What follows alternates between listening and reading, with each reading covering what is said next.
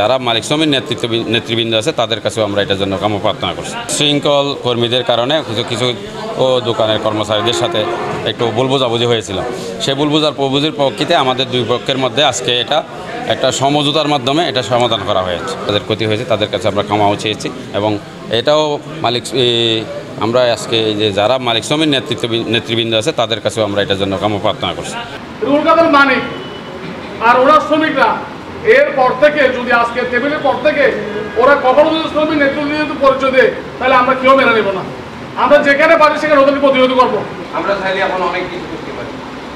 আজকে এই বৈঠক থেকে যদি কক্সবাজার জেলার রেস্তোরাঁ ধর্মঘটের বন্ধের আহ্বান সিদ্ধান্ত দেওয়া হয়, যদি আরো কোনো সিদ্ধান্ত নেওয়া হয়, নিশ্চয়ই আমাদের প্রশাসনের কাছে যাইতে হবে। আমরা কক্সবাজারে এক কাপ চাও এক গ্লাস পানিও যেন না পাই, আমরা এই অবস্থা করবো। 3 দিন সময় দেবো, এটা আমি বলেছি, ওসি সাহেব বলেছে।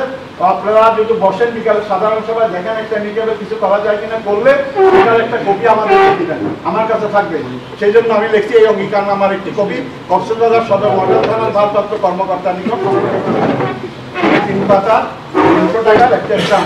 এখানে আপনারা 11 জন যারা আছে দস্তখত করবেন, আমরা 2 জন করবো, প্রথম করবো দ্বিতীয় পক্ষ। এটা যদি তোমরা সম্মতি থাকো তাহলে আমরা যাবো। মালিককে যদি কিছু বলতে চাই মালিকদের পক্ষে উদ্দেশ্যে মালিককে মাইক দিব, মালিক বলবে। মাইকটা একটু দাও। আর অনেকে এই ফোরামে প্রশ্ন করেছে যে মালিকের আইডেন্টিটি কি, और জাতীয় শ্রমিক লীগ যে ওটা কি সভাপতি না সাধারণ সম্পাদক যুগ্ম সম্পাদক অনেক মালিক সেটা চ্যালেঞ্জ করেছে, অনেকে সেটা সমাজ করেনি। ছিল তখন আমরা একটা ড্রাফট করেছি, এই ড্রাফটটা পরে শোনাবো। আপনারা যদি একমত হন ওকে ডাকবো, ওইভাবে বলবে। আর নতুবা যদি বলেন যে পরশু থেকে মানববন্ধন, বিক্ষোভ, স্ট্রাইক, সবটের বন্ধ, আমরা সেদিকে যাবো। আপনারাই সিদ্ধান্ত মানবেন। আমার একটা স্টাফের পেছনে চাকুর মতো দাগ হয়ে গেছে। আমার যে ম্যানেজারের গায়ে হাত তুলছে 10 বছরের প্রতিষ্ঠানের মধ্যে, এটাই মানে আমার জন্য কি পরিমাণ লজ্জাজনক। এটা যে আমার জন্য কি পরিমাণ লজ্জাজনক, এটা আসলে আমার এখানে দেখে আমি আরো লজ্জায় পড়ে গেছি। এই সিচুয়েশনটাতে আমি এখানে এনামভাইকে দেখে আমি আরো লজ্জাতে পড়ে গেছি।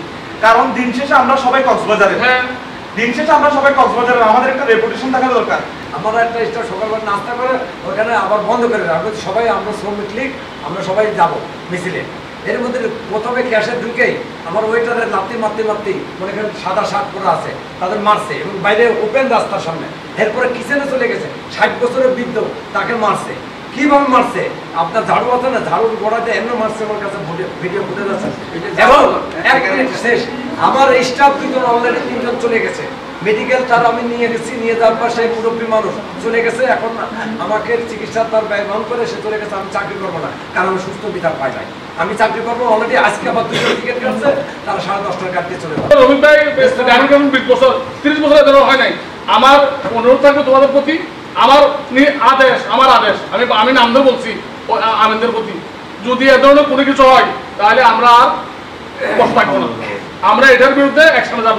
তোমরা বলছো, আমাদের সম্মানিত সভাপতি, আমাদের উপদেষ্টা, আমরা যারা সিনিয়র সবাই বলছে, রুবেল, কামরুল, আলিবের সবাই বলছে যে এবার মতন এরা আমাদের ভাই, আমরা ওরা শ্রমিক, আমরা মালিক, আমরাও এক জায়গায় শ্রমিক। আমি এখানে মালিক, আমিও এক জায়গায় শ্রমিক। তো এটা শেষ করেন। যদি এরপরে যদি কোনো কিছু হয়, তোমাদের একটা বলছি, যদি কোনো ধরনের স্টাফ যদি কোনো কিছু করে, আমাদের সংগঠনে যারা আছে, আমি বলে কথা না, আমার সভাপতি কথা না, যে কোনো জন্য বলবা যে আমাদের এই দোকানে এই সমস্যা হয়েছে, এটা আপনারা মাথায় নেন। যদি না হয় তখন তোমরা বলতে পারবা। আর এর পরে আর কোনো ধরনের কথা তোমরা আমাদের দোকানে গিয়ে আমাদের মালিকদের সাথে অহতুক ভাষায় কোনো ধরনের কথা বলবো না। 5-6 জন আমরা লোকজন থাকি, ওইলে আত্মীয় স্বজন থাকে, নতুবা ম্যানেজার থাকে, নতুবা ব্যাংকের আইডি থাকে। এগুলা দিয়ে আমরা মোটামুটি একটা হোটেল চালাবো।